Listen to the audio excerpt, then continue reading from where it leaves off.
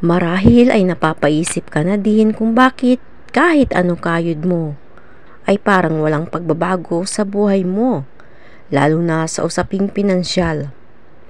At marahil din sinisisi mo ang mahal na mga bilihin, ang bigas, karne, isda, mga gulay pero presyong ginto ika nga ng ilan. Pero kung ikaw ay naniniwala sa mga pampaswerte at napanood mo ang video na ito, ibig sabihin lang ito ay oras mo na para mabago ang buhay mo. Panahon na upang gawin mo ang mga ito upang makatulong na magbago ang takbo ng buhay mo. Napakasimple lamang ng ituturo ko sa inyo, pero malaking pagbabago ang magaganap sa buhay mo. But before that, kung bago ka pa lamang sa aking channel, ay syempre huwag mo nang kalimutang mag-like, mag-subscribe at mag-comment ka na din kung nagustuhan mo ang video na ito. So ayun, ang ritual na ito ay pwede nyong gawin tuwing Martes or Biyernes. Pwedeng once a month basta araw ng Martes o kaya ay Biyernes.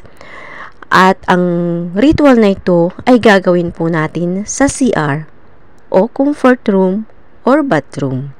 So make sure po na malinis ito kasi importante po na malinis upang maisagawa natin ang ritual ng maayos. At bakit po sa CR? So ayun po, sa mga nagtatanong kung bakit sa CR natin ito gagawin, sa CR po natin ito gagawin sapagkat pinaniniwalaang ang CR or bathroom ay lugar kung saan tayo nagre-release ng physical impurities at na-eliminate din dito ang mga negative energies na maaaring siyang dahilan kung bakit hindi natin makamit ang swerteng ating inaasam-asam. Ito yung lugar kung saan nare-renew yung ating mga energies sa pamamagitan ng mabilis na pag-flush ng tubig nito, ay ganun din ang bilis ng pagbabago ng enerhiya na nakadikit sa atin.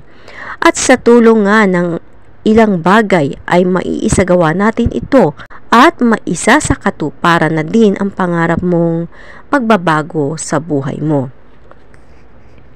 Sa ritual na ito, kakailanganin natin ng 3 dahon ng laurel o bay leaves bilang simbolo ng victory, success, and prosperity. Pinaniniwalaan din ang dahong ito ay may malaking impact sa pagbabago ng buhay natin at malakas humatak ng positive energies. Ganun din makakatulong itong maisakatuparan ang mga mithiin mo or wishes mo. Kakailanganin din natin ng white candle bilang simbolo ng purity and renewal at isang clear glass na mayroon clean water and coarse salt. Kung wala naman kayong coarse salt, pwede na po yung normal salt na ginagamit natin, yung rock salt, sea salt, or iodized salt ay pwede na. Ipasok ang mga materyales na nabanggit sa CR or bathroom, sindihan ang kandila at itabi ang baso na may tubig sa tabi nito at lagyan ng asin. Ang ilaw ng kandila ay simbolo ng liwanag, gabay sa maliwanag na landas ng iyong buhay.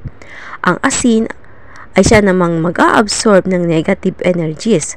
Sa pagsindi mo ng kandila ay umusal o bumulong lamang ng maiksing dasal o positive affirmation, kung saan hinihiling mo ay pagbabago ng takbo ng buhay mo at makamit mo na ang prosperity at abundance na minimithi mo at mawala na lahat ng mga bagay na sumasangga o nagbablock sa mga swerteng dapat ay sayo.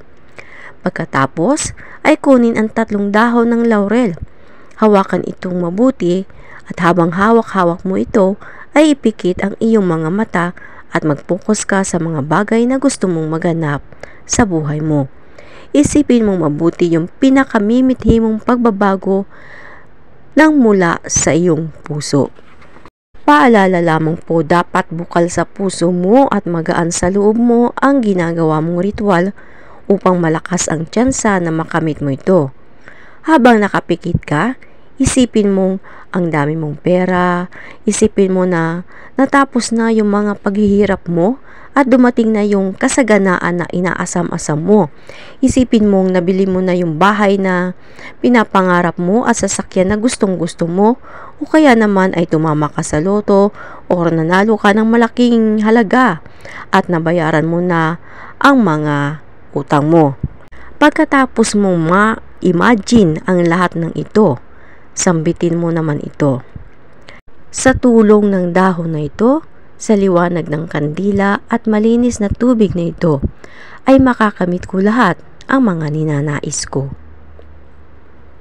Pagkatapos sabihin ito, ay ihulog ang dahon ng laurel sa bowl at i-plus ito. Simbolo ng pagkawala ng mga negative energies na humaharang sa swerteng para sa iyo. Kasunod nito ay ang pagbuhos ng tubig na may asin dito. Simbolo naman ito ng patuloy na pagtaboy sa mga negative energies, at sa pagtatapos ay patayin ang apoy ng kandila at make sure po na wala na itong apoy bago itabi. So, magagamit nyo pa rin ito sa susunod nyong paggawa ng ritual. Muli po ay pinapaalala ko sa inyo na kapag gagawa kayo ng ritual, ay dapat ready ang sarili ninyo.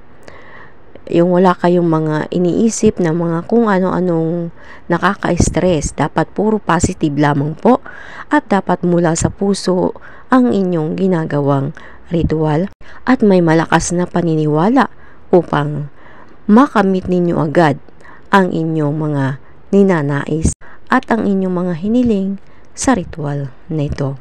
So ayun lamang po, nawa ay makatulong ito sa inyo. Maraming salamat. Good luck and God bless.